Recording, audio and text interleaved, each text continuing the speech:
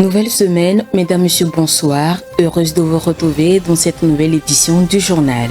Au sommaire, afin de trouver des solutions aux problèmes de pollution environnementale et de lutter contre la défécation à l'air libre, la NASAP a procédé vendredi dernier au lancement du sous-projet d'appui à l'assainissement des communes Golfe 1, 2, 4 et 6. Les détails dans ce journal. Le Togo poursuit sa marche vers la mécanisation agricole en milieu rural. Dans ce sens, 43 coopératives de la région des Savanes ont bénéficié d'un don d'équipements agricoles destinés à améliorer leurs revenus et à promouvoir des pratiques durables. Et puis la localité d'Afagnan, située à 80 km de Lomé, peut promouvoir une alimentation locale durable et nutritive. Dans ce sens, l'Union régionale des organisations de producteurs de céréales de la région maritime a lancé une campagne de sensibilisation et de dégustation autour des cultures oléoprotéagineuses. Vous en saurez plus dans un instant. Voilà, c'est tout pour le sommaire. Bienvenue à tous.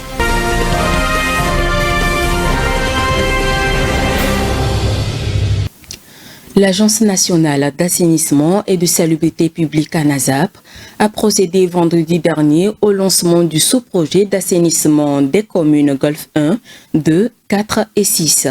Conçu pour trouver des solutions à la pollution environnementale et lutter contre la défécation à l'air libre, ce programme se situe dans le cadre du projet d'investissement de résilience des zones côtières en Afrique de l'Ouest, Ouakar-Recife. Le reportage est signé Léon Sago avec les images d'Emika Kaché. En vue de trouver des solutions aux défis liés à la pollution environnementale, de lutter contre la défécation à l'air libre, surtout à la plage, et d'améliorer le cadre de vie des communautés, l'Agence nationale d'assainissement et de salubrité publique, la NASAP, en étroite collaboration avec les communes Golfe 1, 2, 4 et 6, a mis en œuvre le sous-projet d'appui à l'assainissement dans les dites communes. Les activités de ce projet, soutenues financièrement par le projet d'investissement de la résilience des zones côtières Ouakar-Recife, ont été lancées officiellement le vendredi 9 mai dernier à la commune Golfe 6. Le projet Ouakar, comme vous le savez, c'est un projet qui vise le renforcement de la résilience des communautés et des zones. Dans le cadre de ces actions, elle intervient dans 5 domaines particuliers. Il y a la protection côtière, la lutte contre les inondations, la lutte contre la pollution, la lutte contre la dégradation des sols et la conservation des écosystèmes à haute valeur de biodiversité. Le sous-projet dont on vient de procéder au lancement s'inscrit dans le cadre de la lutte contre les pollutions. Et par rapport à cet aspect, nous appuyons les actions ou les activités qui ont trait à l'assainissement, à la gestion des déchets liquides et solides. Et à travers ce sous-projet, justement, on est en train de régler une question d'assainissement et au niveau de ces 4 communes, Golfe 1, Golfe 2, Golfe 4 et Golfe 6. Et ce sous-projet permettra de mettre en place un certain nombre d'ouvrages qui sont les latrines, au niveau de ces communes-là. Et ce qui est très intéressant, c'est que par rapport à notre grand marché aussi, il y a un bloc sanitaire qui va être mis en place pour permettre vraiment à toute cette communauté ou à toute cette population qui va au grand marché de pouvoir se soulager au niveau à travers ces latrines. Oui, bon, à travers le sous-projet dont on vient de lancer le démarrage, disons que cela est beaucoup plus concentré vers l'espace qui n'est pas la plage. Parce que nous avons d'autres actions au niveau de la plage, justement pour permettre aux communautés de ces plages-là de pouvoir aussi bénéficier des latrines, de ne pas déféquer à l'air libre. Donc on a un autre programme, mais qui n'est pas fait avec la NASAP, mais qui est fait dans un autre cadre avec d'autres partenaires. Mais avec la NASAP, je crois les constructions en dehors au niveau du grand marché où vous aurez les blocs, et la plupart c'est au niveau des communes et je crois que c'est un peu à l'intérieur. Marqué par la présence du directeur général de la NASAP, des autorités préfectorales et communales, des chefs traditionnels, des représentants des communautés ainsi que les partenaires, cette cérémonie de lancement a été scellée par la présentation détaillée des travaux effectués par le responsable du projet. Au total, 10 lieux ont été spécifiquement sélectionnés pour la réalisation de ces infrastructures d'assainissement. Dans la mise en œuvre de ce sous-projet, 3 résultats importants ont été retenus pour être évalués à la fin. Et le premier résultat, c'est de pouvoir doter certains lieux publics, hors ceux de la côte, à pouvoir avoir certaines infrastructures d'assainissement de base. On veut parler des latrines publiques. Et ces lieux sont des marchés et écoles primaires.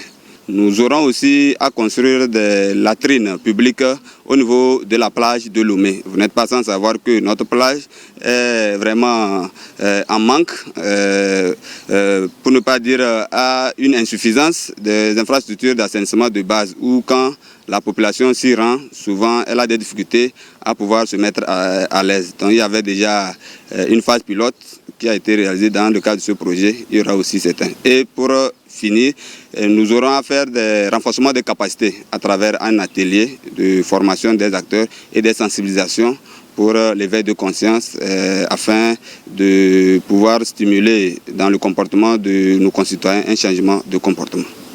Le projet sera réalisé dans 4 communes.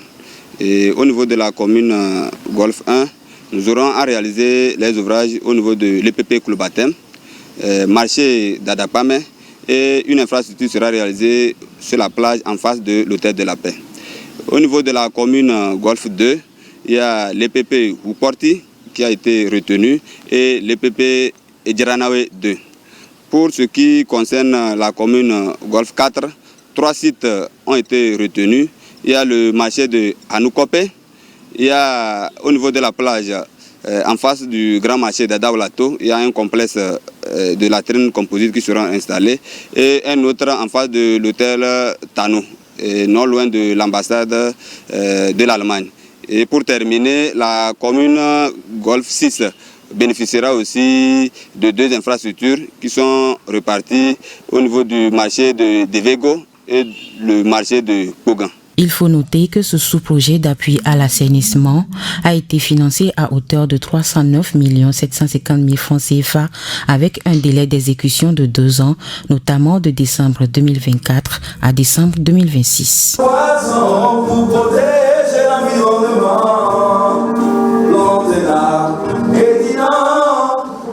Des jeunes et femmes entrepreneurs du secteur agricole, membres des coopératives du Fonds d'appui aux initiatives économiques des jeunes de la région des Savanes, ont récemment bénéficié des équipements agricoles à Dapaon. Une initiative qui vise à accroître l'efficacité des opérations agricoles, stimuler l'innovation et à promouvoir les pratiques agricoles durables. Suivant. Dans le cadre de la mise en œuvre du programme d'urgence de renforcement de la résilience et de la sécurité des communautés, des équipements agricoles ont été offerts à 43 coopératives issues des préfectures de Toune, Bendial et Oti-Sud pour la production dans les filières céréales, maraîchage et légumes. Financé par le Programme des Nations Unies pour le développement PNUD à hauteur de 348 millions de francs CFA, ces équipements sont acquis à travers le projet d'appui à la promotion de l'entrepreneuriat et du secteur privé pour la création d'emplois durables. Ces équipements composés de 2 tracteurs, 8 motoculteurs, 5 tricycles, 80 sémoires, 57 pulvérisateurs, 35 motopompes, 100 bâches et 100 sacs permettront d'accroître l'efficacité des opérations agricoles, de stimuler l'innovation et de promouvoir des pratiques durables. Il s'agit aussi de rendre disponibles les équipements aux jeunes et femmes entrepreneurs agricoles en vue d'améliorer leurs revenus et de réduire les risques d'extrémisme violent. Le gouverneur de la région des Savanes, Afouha Tchadedji, a souligné que ces équipements constituent des moteurs de croissance pour leurs entreprises et surtout des leviers essentiels pour améliorer leurs conditions de vie. Il les a encouragés à persévérer dans leurs efforts, à saisir cette opportunité avec détermination et à continuer à innover dans leurs secteurs respectifs. Le PNUD, à travers ce don, réaffirme ainsi son engagement à accompagner le gouvernement togolais et les différentes parties prenantes dans leurs efforts de développement de l'entrepreneuriat agricole. Afin de renforcer la résilience agricole face au climat, l'Union régionale des organisations de producteurs de céréales de la région maritime a lancé la semaine dernière une campagne de sensibilisation et de dégustation autour des cultures oléoprotéagineuses. Ce projet s'inscrit également dans la promotion d'une alimentation locale, durable et nutritive. Le point avec Honoré Kata.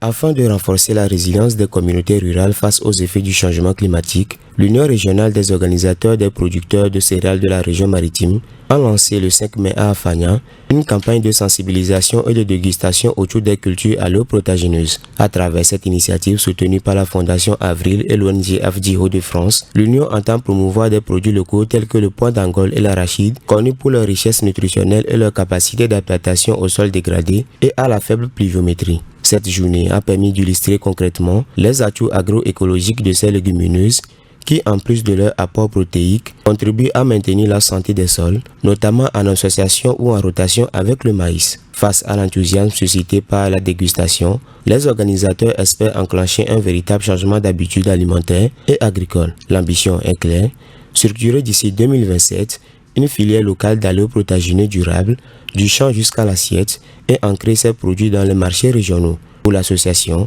cette reconquête des cultures oubliées s'inscrit dans une stratégie globale de souveraineté alimentaire portée par les savoirs locaux et les pratiques agroécologiques. Un accord sur la gestion durable des ressources hydriques et énergétiques du bassin du Mono a été signé lundi dernier à Lomé. Porté par l'autorité du bassin du Mono, il a réuni les autorités togolaises, une délégation de l'Union européenne et plusieurs partenaires. Les détails avec Léonce Sagou.